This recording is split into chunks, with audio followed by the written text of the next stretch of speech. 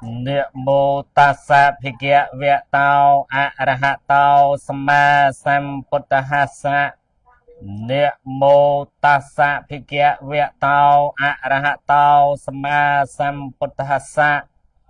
Niệm mô tassa phikya vẹ tao a ra ha tao sama sambuddhassa.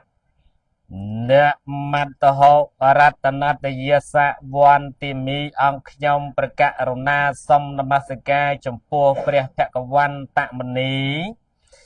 អរហន្តសម្មាសម្ពុទ្ធអង្គនោះមួយអន្លើដោយព្រះសម្បត្តិសង្ឃនិងព្រះអរិយសង្ឃដោយសេចក្តីគោរព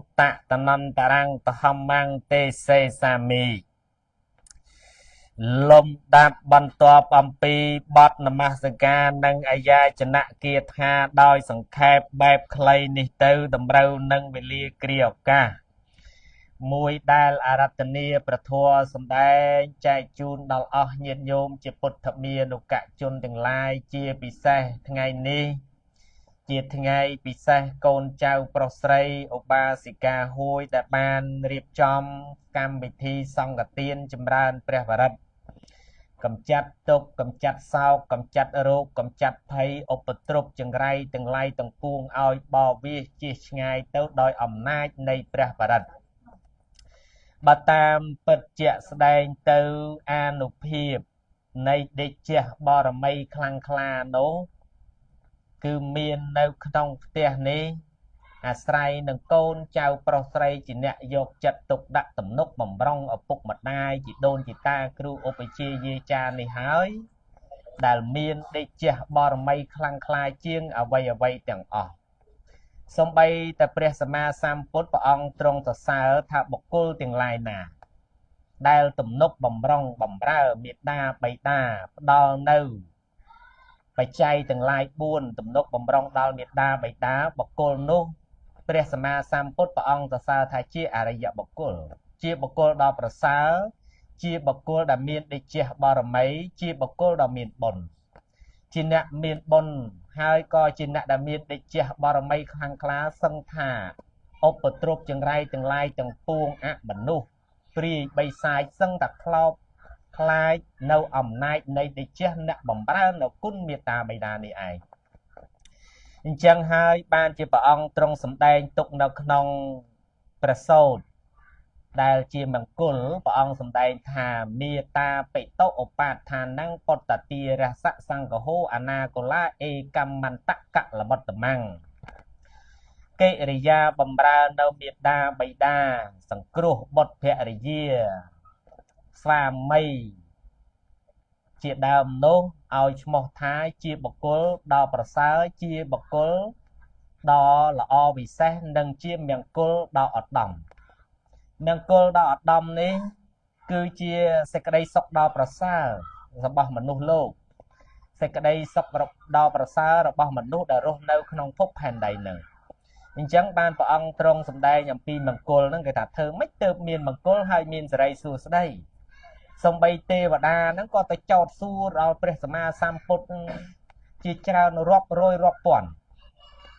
ដើម្បីរកពាក្យថាមង្គលថាធ្វើអ្វីខ្លះបានជាមង្គលធ្វើអ្វីខ្លះទើបមានសេចក្តីសុខធ្វើអ្វីខ្លះទើបបានសិរីសួស្តីនៅក្នុងគ្រួសារដូចជាធ្វើពេលនេះអញ្ចឹងយើងអត់មានអីច្រើនគិតគូរអីវែងឆ្ងាយអីច្រើនទេគេហៅថាសង្ឃទានគឺទានដែលធ្វើដើម្បីឧទ្ទិសដល់សង្ឃដើម្បីជាប្រយោជន៍ឲ្យសេចក្តីសុខដល់ខ្លួន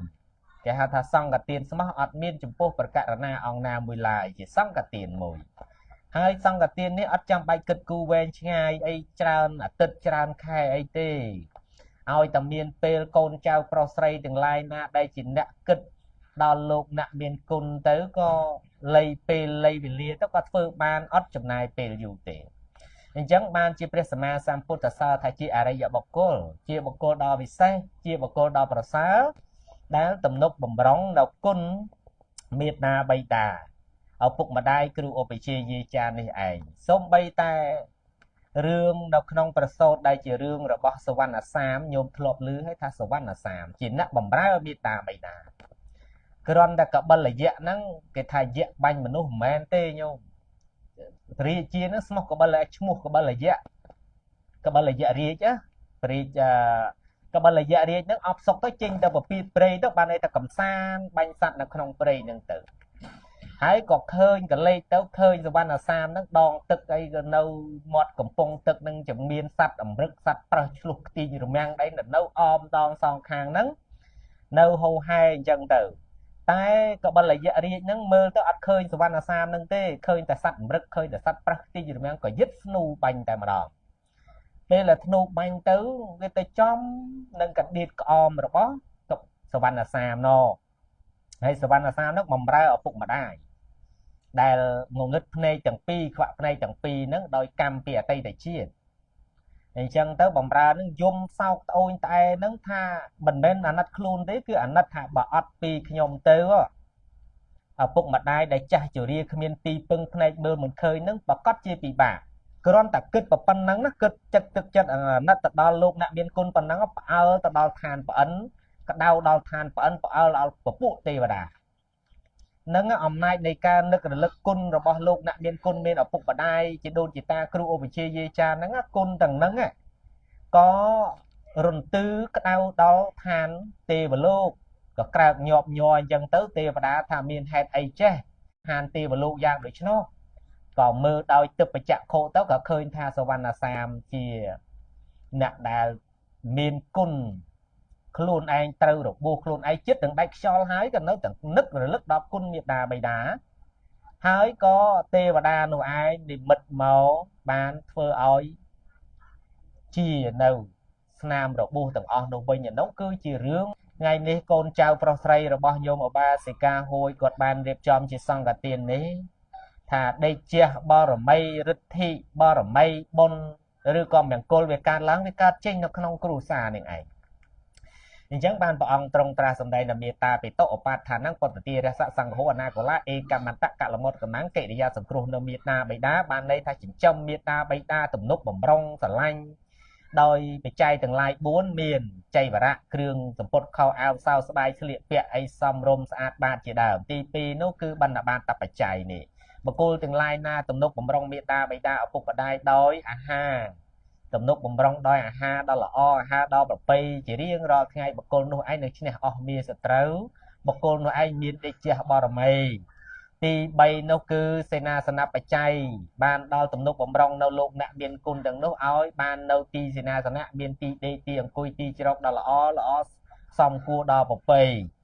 ទី4កលៀនភេសជ្ជៈបច្ច័យនោះគឺគ្រឿងអាស្រ័យមានថ្នាំដង្កូវថ្នាំកែរូបអីគ្រឿងអីផ្សេងជាដើមដើម្បីបំបត្តិការចុកចាប់បំបត្តិការត្រេកឃ្លានអីជាដើមអានោះឲ្យឈ្មោះថាបច្ច័យទាំងឡាយ4ទំនុកបំរុងឪពុកម្ដាយដោយបច្ច័យទាំងឡាយ4នោះពាក្យថាបច្ច័យនោះគឺគ្រឿងអាស្រ័យគ្រឿងប្រើប្រាស់បរិភោគហូបចុកអីសពគ្រប់បែបយ៉ាងដើម្បីញ៉ាំងជីវិតិនត្រីនឹងឲ្យប្រព្រឹត្តទៅបានញ៉ាំងជីវិតិនត្រីនឹងឲ្យប្រព្រឹត្តទៅស្រួលរស់នៅជាសុខរបស់ក្រហោះនឹងមាន4សុខរបស់ក្រហោះសុខរបស់កហៀវាសុខរបស់កហៀវាសុខរបស់អ្នកមានផ្ទះសុខរបស់អ្នកមានផ្ទះគឺសុខរបស់ញាតិញោមជាពុទ្ធបរិស័ទទាំងអស់នឹងឯងគេថាសុខទី1សុខអំពីការមានទ្រព្យទៅបានសុខព្រោះជីវិតរបស់កហៀវាសុខទី2សុខអំពីការចេះចាយវាយទ្រព្យដូចជាកូនចៅប្រុសស្រីរបស់ឧបាសិកាហួយពេលនេះគាត់មានទ្រព្យគាត់ចេះចាយវាយទ្រព្យធ្វើបុណ្យនោះមួយផ្នែកទៅចិញ្ចឹមឪពុកម្ដាយនោះមួយផ្នែកទៅឲ្យកូននោះផ្ដល់ឲ្យកូនសិក្សារៀនសូត្រចិញ្ចឹមកូនមួយផ្នែកទៅធ្វើបុណ្យនោះមួយផ្នែកទៅអាហ្នឹងគេហៅថាមានទ្រព្យចេះចាយវាយទ្រព្យទី3នោះគឺសុខអំពីការចេះបែងចែកសុខអំពីការមានទ្រព្យសុខអំពីការចេះចាយវាយទ្រព្យសុខអំពីការចេះបែងចែកទ្រព្យ3នេះហើយទី4នោះគឺសុខអំពីការមិនជាប់បំណុលគេនឹងសុខរបស់ក្រហោះសុខរបស់ក្រហៀវាបានន័យថាសេចក្តីសុខដែលកើតមាននៅរស់នៅបច្ចុប្បន្នហ្នឹងសុខរបស់ក្រហោះហ្នឹង4យ៉ាងក្រហោះហ្នឹងគឺក្រហៀវាគឺឧបាសកឧបាសិកាញាតិញោមប្រុសស្រីនេះឯងមាន4យ៉ាងទី1គេហៅថាសុខអំពីការមានទ្រព្យសុខអំពីការចេះចាយវាយទ្រព្យសុខអំពីការចេះបែងចែកទ្រព្យសុខអំពីការមិនជាប់បំណុលអ្នកដទៃហ្នឹងគឺសុខមានសេចក្តីសុខអញ្ចឹងហើយដូចពេលនេះអញ្ចឹងកូនចៅប្រុសស្រីបែងចែកនឹងគឺថាចិញ្ចឹមមេត្តាបិតាគោលគឺឪពុកម្ដាយបែងចែកធ្វើបុណ្យទានបែងចែកដល់កូនចៅប្រុសស្រីអញ្ចឹងហើយបានជា បុរាណណាយចាលោកចងក្រងគេហៅថាអឺសងបំណុលចាស់ប៉ះបំណុលថ្មីកប់ទុកក្នុងដីបងក្នុងជ្រោះជ្រៅសងបំណុលចាស់ហ្នឹងគឺចិញ្ចឹមឪពុកម្ដាយនឹងឯងឪពុកម្ដាយជីដូនជីតាដែលខ្លួននៅរស់រានមានជីវិតហ្នឹងទៅបីបាត់បង់រូបរាងកាយអាយុជីវិតទៅក៏នៅធ្វើបុណ្យឧទ្ទិសកុសលហ្នឹងឯងគេហៅថាចិញ្ចឹម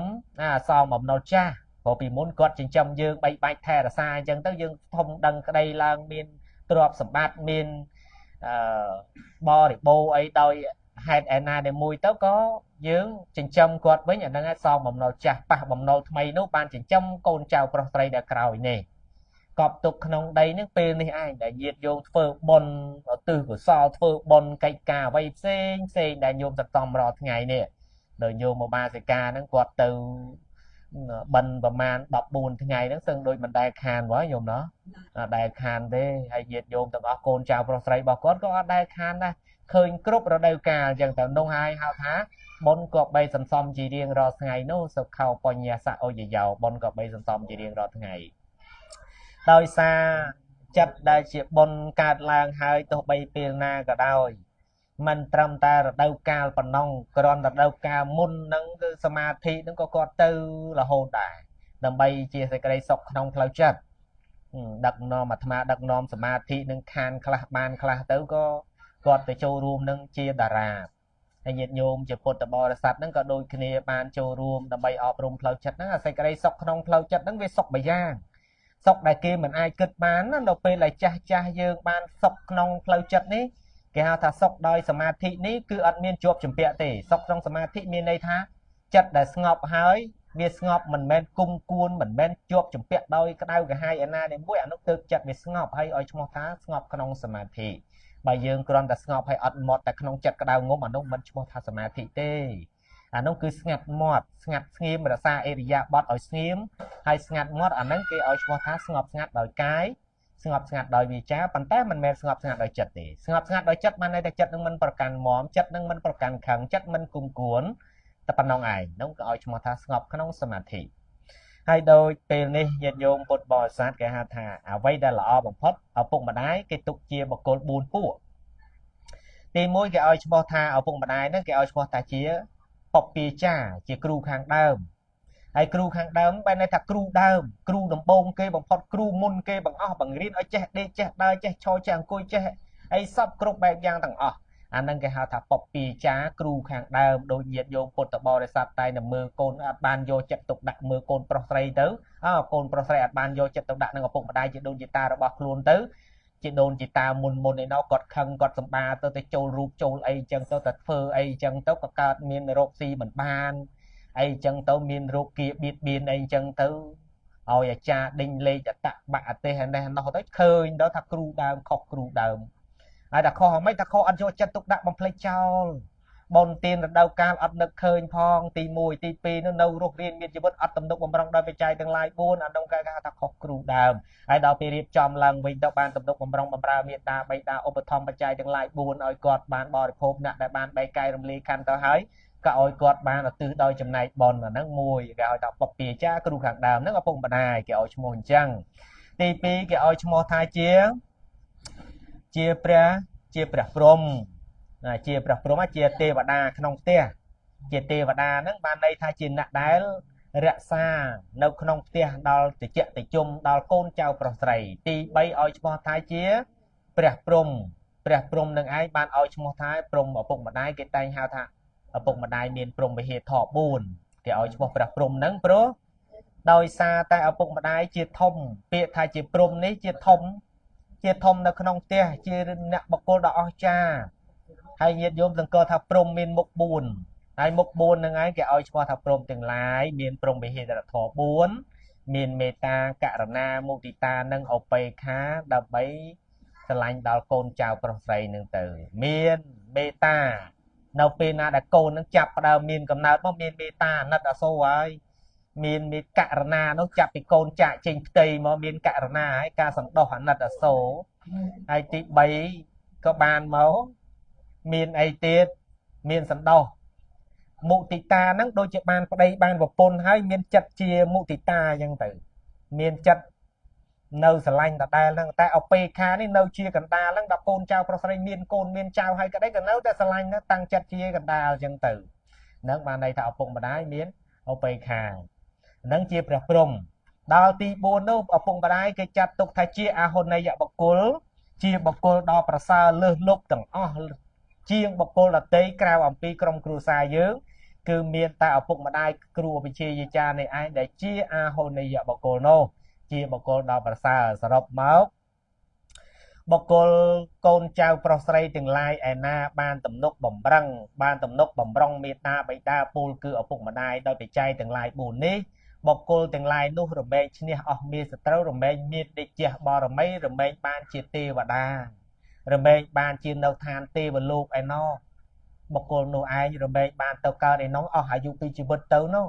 អស់ពីមនុស្សនេះទៅកើតដល់ឋានទេវលោកឯណោះក៏បានតម្រើមេត្តាបិតាទំនុកបំរុងគ្រូឧបជាយាចារ្យនេះឯងអានុភាពដេជះបរមីខ្លាំងខ្លាណាស់សូម្បីតែសម័យយើងបច្ចុប្បន្ននេះញាតិញោមពុទ្ធបរិស័ទទាំងឡាយនឹងមានដេជះបរមីមានសុភមង្គលសុខដុមរមនាអានឹងគឺសុខក្នុងបច្ចុប្បន្ន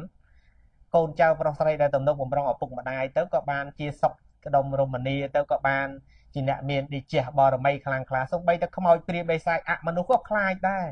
នៅពេលដែលកូនចៅប្រុសស្រីគោរពនៅគុណដ៏មហាធំធេងអញ្ចឹងបានថាគុណឪពុកម្ដាយជាគុណដ៏ធំធេងអញ្ចឹងថ្ងៃនេះក៏បានជាកតិក្នុងការសម្ដាប់ដោយឧបាសិកានិងកូនចៅប្រុសស្រីបានរៀបចំជាសង្ឃទាននៅគេហដ្ឋាននេះគឺបានល្អប្រពៃនឹងបានសុខបានប្រសើរមានដេជះបរមីហើយក៏សូមឲ្យអំណាចនៃគុណព្រះរតនត្រ័យអំណាចនៃគុណពុទ្ធពធប្រសង្ឃគេហៅថាពុទ្ធគុណធម្មគុណសង្ឃគុណនោះនឹងគុណទោសបរមីគេឲ្យឈ្មោះថាបរមី30ប្រការមហាបរិច្ចាគ4ចរិយា3ប្រការនោះក៏សូមឲ្យបានញោមបានសុខបានចម្រើនទាំងញាតិញោមជាពុទ្ធបរិស័ទទាំងកូនចៅប្រុសស្រីទាំងអស់ឲ្យបានសំប្រកបជួបប្រទះតែនឹងសេចក្តីសុខសេចក្តីចម្រើនគ្រប់វេលាកំបីឃ្លៀងឃ្លាតឡើយអយ៉ាងសង្ឃេបេណសមត្តារីប្រធរទេសនាកសន្នមត្តចប់ដោយសង្ខេបតែប៉ុណ្ណេះឯងអេវ៉ាវអតនាងកេណាវន្ទេអនបាតទាំងសង្ឃរតនាងហើយណាទុសោពុទ្ធោធម្មទុតាំងអ្នកនាងកន្តនាងកេណាវន្ទេអនតាមញ្ញទុវិទាំងបរាំធម្មេយោការិតាទុសោធម្មោធម្មទុតាំងអ្នកនាងកន្តនាងកេណាវន្ទេសង្ឃៃចតុវិក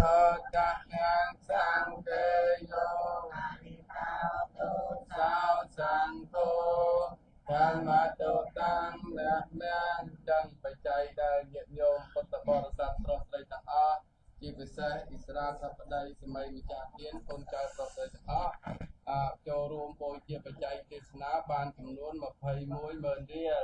ចឹងខ្ញុំប្រកាសណាបវរណាបដិជាប្រពន្ធគ្រូធម្មក្រឹកបច្ច័យទាំងឡាយ4គឺចៃវរៈបច្ច័យបណ្ឌបាតបច្ច័យសេនាសនៈបច្ច័យនិងពលិនវិទិចបច្ច័យ